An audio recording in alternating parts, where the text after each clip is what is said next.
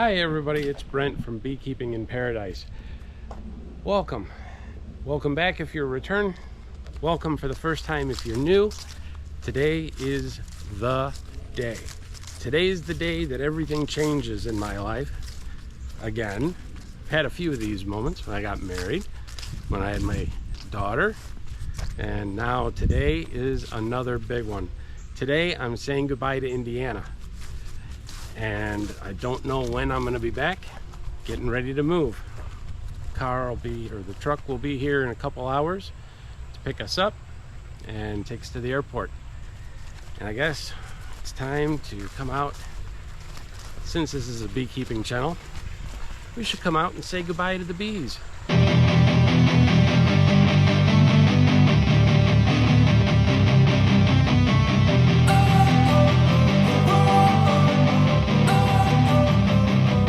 Don't wanna sleep in, cause I got something to prove. I gotta take what I hate and finally make a move. I think of you and all the shit you don't do. Well, I'ma make hella shit.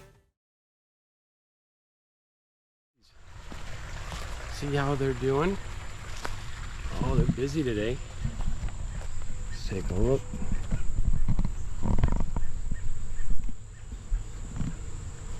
It's a beautiful day.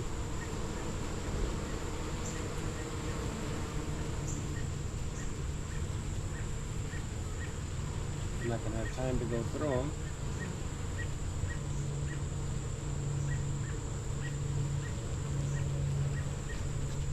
Okay, well, there's one colony. Let's see what we can see at the other ones. Pretty sure it's going to be more of the same. Oh, this garden is looking pathetic.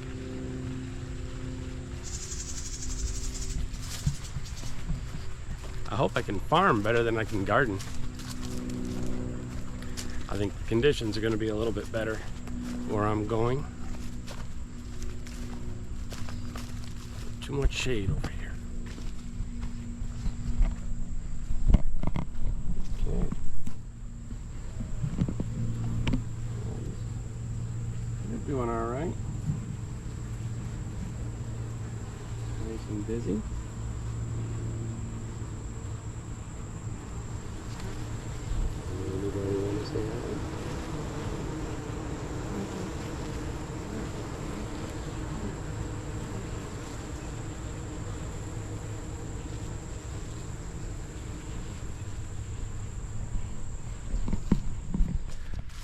This is it, leaving this all behind.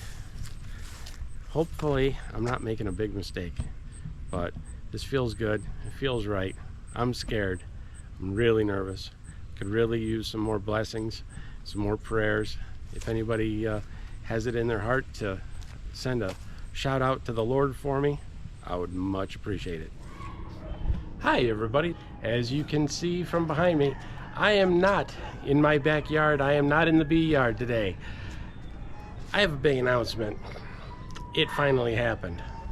Yeah, it happened. I moved. So, Beekeeping in Paradise is no longer coming to you from Northwest Indiana, an hour outside of Chicago.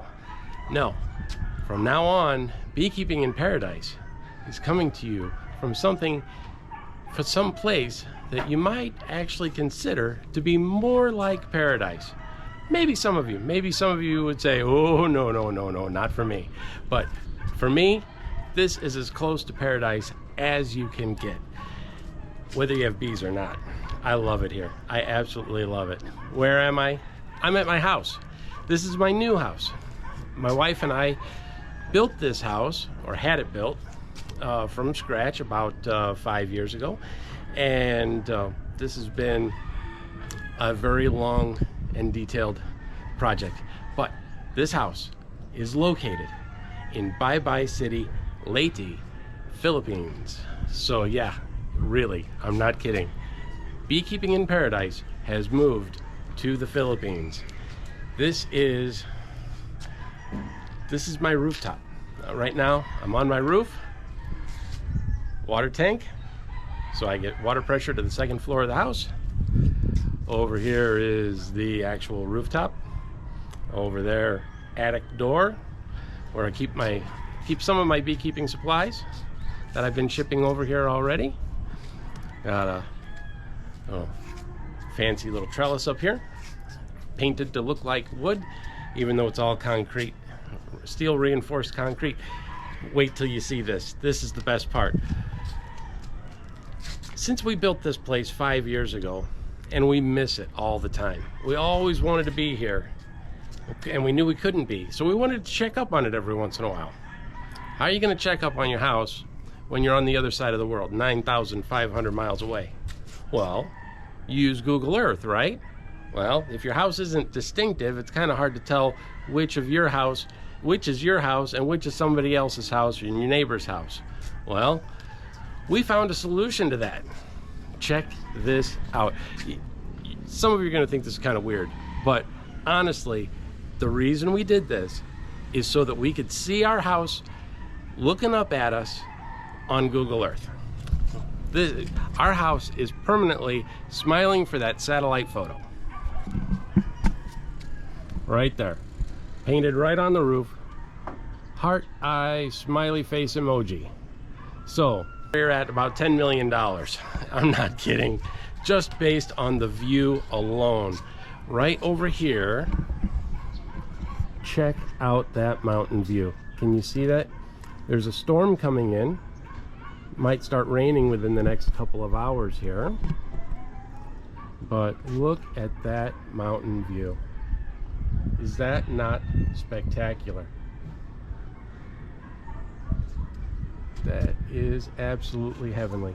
And those mountains go right over and around the entire town.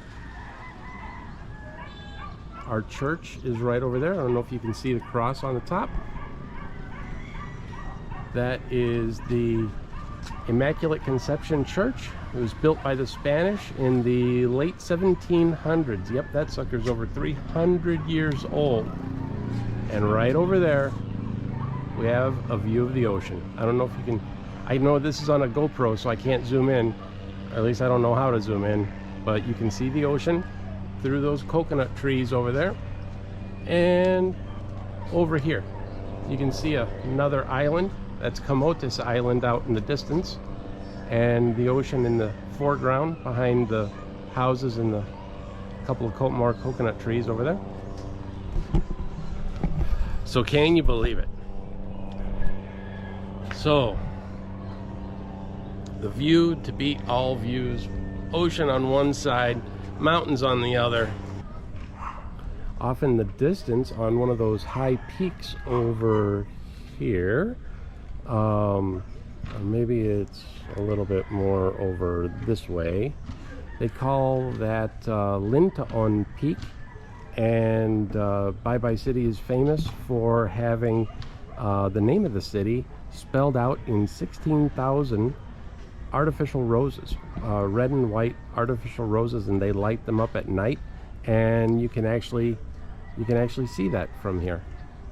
And my golly, this is where I come every morning to drink my coffee.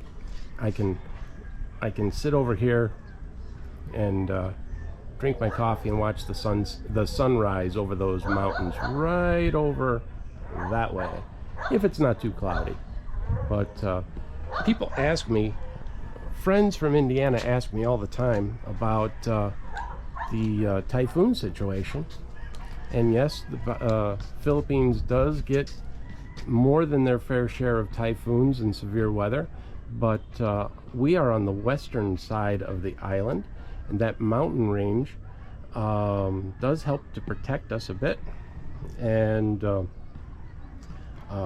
we don't, being on the western side of the island, we don't get any of the storm surge from the Pacific Ocean. This over my shoulder here, this body of water is technically called the Camotes Sea, but it's all connected to the Pacific, right on the other side of the island. So let's go downstairs and I'll show you what it's like from my bedroom. We've got a bit of a garden. My mother-in-law loves her flowers. She does live here. she's been caretaking, her and my father-in-law, before he passed. They took care of this place, living here, taking very good care of it since it's been built. I just finished doing laundry.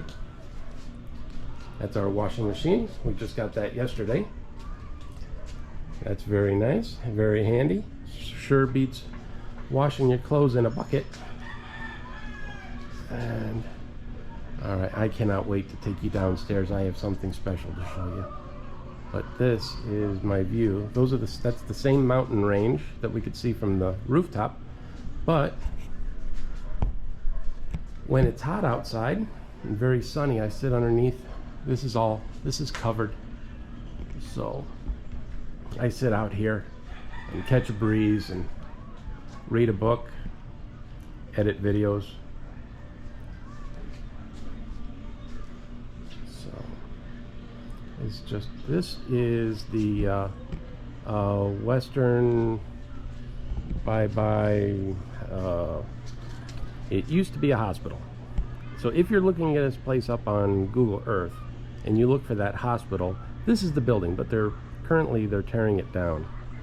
They've built a couple of new hospitals in town here. The town is expanding rapidly, and it's really going through, I would call it an economic boom right about now. So this building is coming down. Unfortunately, they are going to build a two-story here, so it's going to block my view this way, but I'm still going to have a beautiful view this way. It's unfortunate that I'll probably lose the view from the deck, from the balcony of the, this is one of the tallest peaks on the island. Island of Leyte is absolutely, it's big, it's huge. We're not talking like Hawaiian Islands here. We're talking, you know, a third of the state of Indiana. So this is a pretty big island, and that is one of the tallest peaks. It's called Mount Pangasugan. So let's go downstairs. I'm going to show you and introduce you to something very important to me. Okay, back downstairs. Like any Filipino home, we have to have a gate. I don't know why, but my wife tells me we have to have a gate, so we have a gate. And there's my motorcycle. Don't ask me what kind it is, because I don't know. I bought it sight unseen, and I don't know how to ride a motorcycle. So one of these days I'll take the tarp off of it and see if I can figure out how to ride it. But another water tank. That's a banana tree. Yeah, we got a banana tree growing in our front yard. This is it. This is our front yard. So check this out. I want to introduce you to my new bee-mobile. Right? Every beekeeper's got to have a truck. Every beekeeper has to have some kind of a vehicle to haul the hives around, haul equipment around, haul your supers back to your house or wherever it is that you're going to be doing your extracting. And I have got the ultimate bee-mobile. I don't know if you noticed in the past in my other videos, but I had a 2008 Chevy Suburban. I could tow about 9,000 pounds. I had four-wheel drive, set up big and high, and I could fold my seats down, and I could haul 10-foot lumber in there with the back door closed. I don't quite have those capabilities anymore. I'm not complaining, but I had to make a bit of a compromise. So let me show you what I've got here. Let me introduce you to the new, improved bee-mobile. Yeah, that's right. It's a Suzuki. Flat front. This thing is practically a Ferrari. Check it out. Rear engine, 5-speed manual, 4-wheel drive. Look at the load capacity on this thing. See? Isn't that amazing? It's even partially covered. That's great. And you're not going to believe this. You will. That's a cab. That's a taxi cab.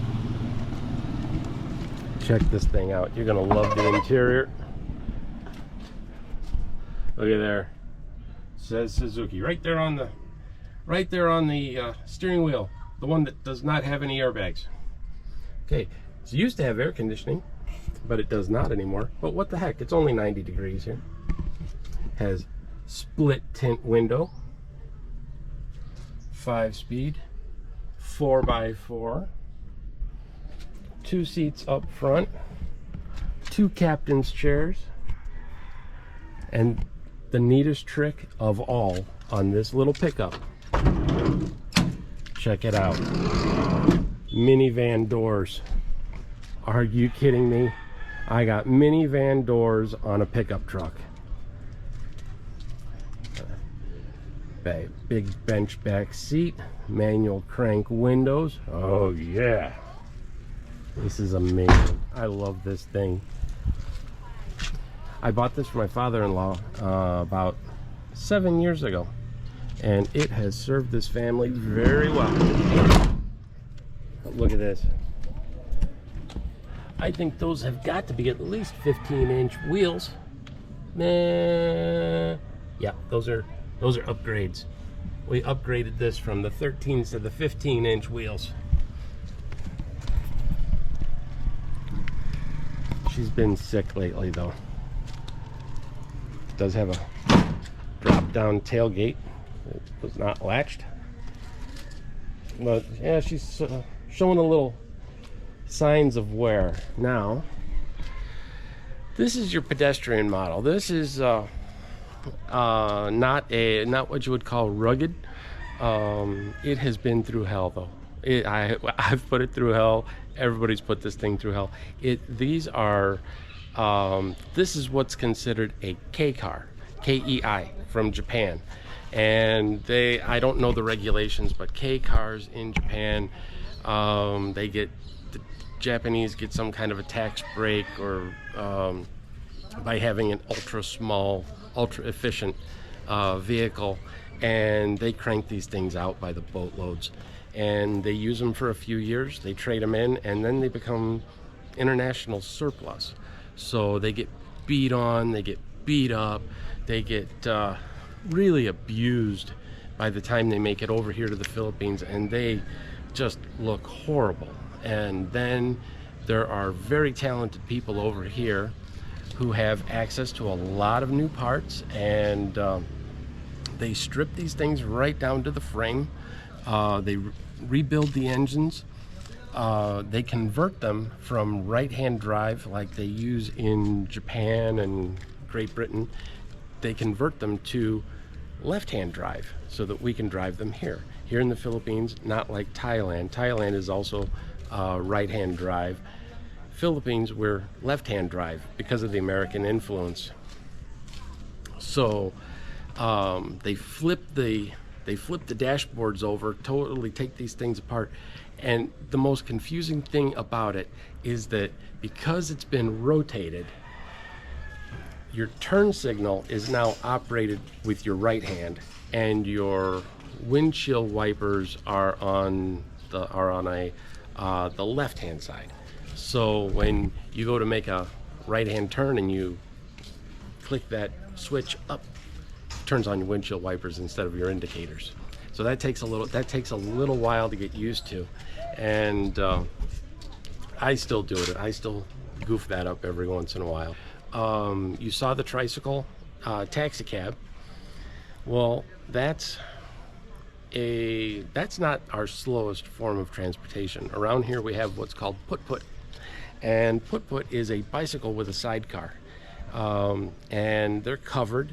And it's very cheap. It's about 20 cents per person for a ride in a put-put. It's about the same on a tricycle, maybe. I think it's about the same on a tricycle with the motorcycle. And the motorcycles are quite a bit quicker. The pedicabs with the sidecar, they're slow, but they are iconic. Oh, there's one over here. Let me see if I can take a video of what one looks like. And these are iconic. These are classic to this area, and I absolutely love them. I do ride in them. So here we go. That's the put, and these are fantastic. You find these everywhere. Kids ride them to school, and we take them to the market if we're just going for a short distance, and you ride them all downtown, and it's real cheap, and it's better than walking when it's real hot. So the put are the slowest form of transportation. The tricycles are one step up from that. My kind of vehicle, which is commonly referred to as a multi-cab, and they call it a multi-cab because there are so many different cab configurations. There's another tricycle. Those tricycles are neat. By the motorcycle's on one side, then it has kind of a wraparound sidecar, so you can actually sit right next to the driver of the motorcycle in one seat. They can actually fit 2 small people up there, or 1 me. And then they can get about 4 people in the back seats. There's 2 bench seats in the back, and they can put about 2 to 3 people on each side, depending on how big they are. But back to the multi-cab. Mine is it's like the extended cab version of the pickup, with the sliding minivan doors. My neighbor over here, I drool over this one. I love his truck. Check this one out. He's got the off-road version. So he's got some seats in the back, in the bed. He's got a couple of benches in there. And he's got the big knobby tires, and it's lifted. This thing is just bad. I love it. And the single cab. So single cab there. Oh, here comes another tricycle.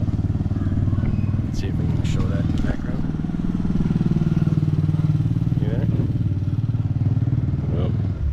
There he goes.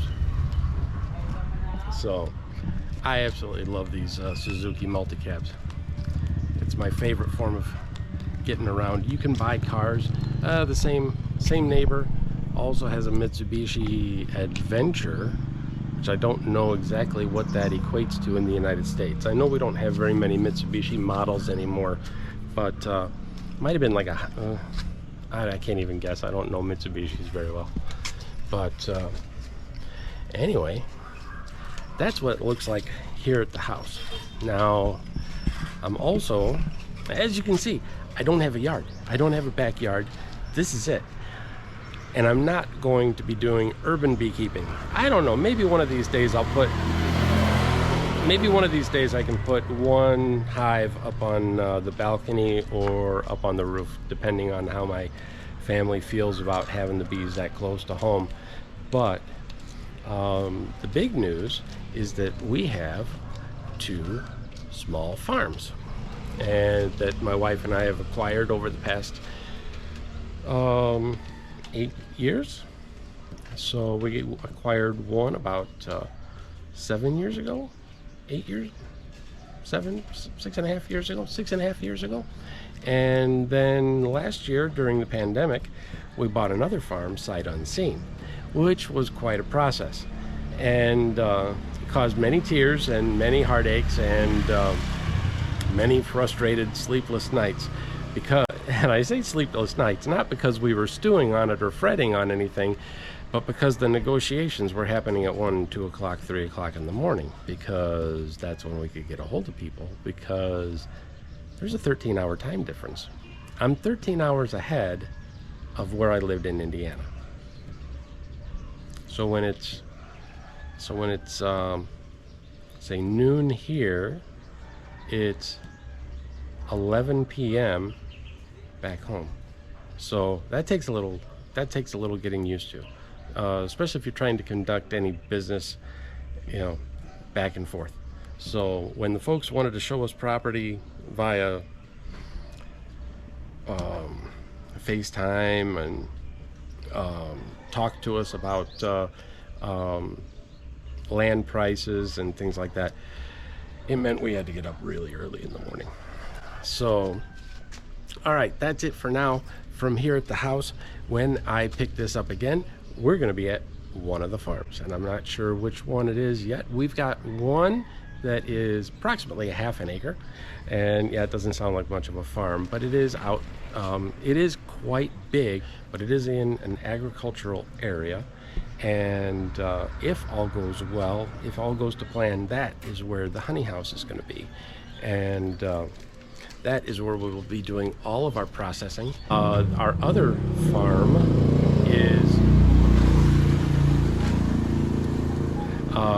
farm is 5 acres, and it is absolutely beautiful. I cannot wait to show you. It's coming up. It'll be in this same video, so hang in there. Don't go anywhere, and you'll get to see it. Hopefully I'll have some drone footage of all 3 sites here soon too. And our 5-acre farm has a really nice rolling hill, some flatter land that used to be used as a rice field, and it has 85 coconut trees on it. So yes, I am a coconut farmer as well as a beekeeper, except I don't have any bees yet. They're not here. Bees are on order, and I'll update you again. That will be a separate video when the bees finally arrive, and we'll have to ask the priest to come out and give us a blessing for that one. All right, good morning everybody. It's the next day. I said we were going to the farm, but I just wanted to hear my alarm clock. If I ever oversleep, the mobile bakery wakes me up. They blast this music and go right past the house. Check this out.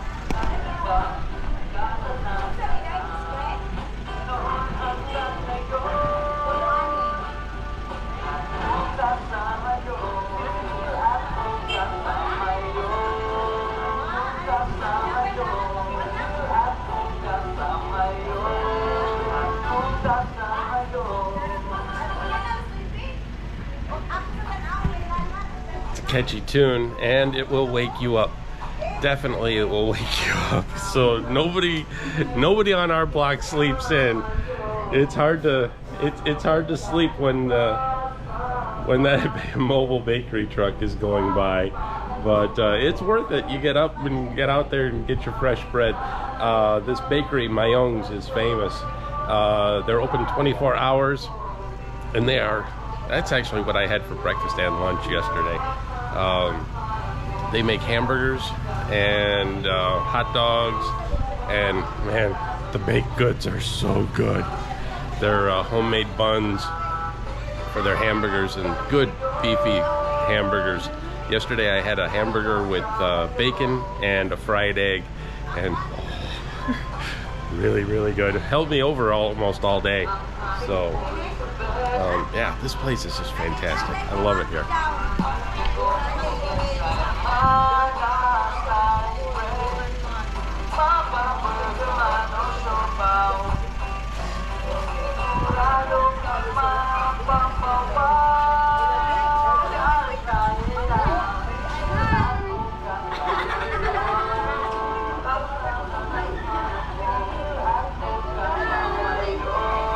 Hi, YouTube.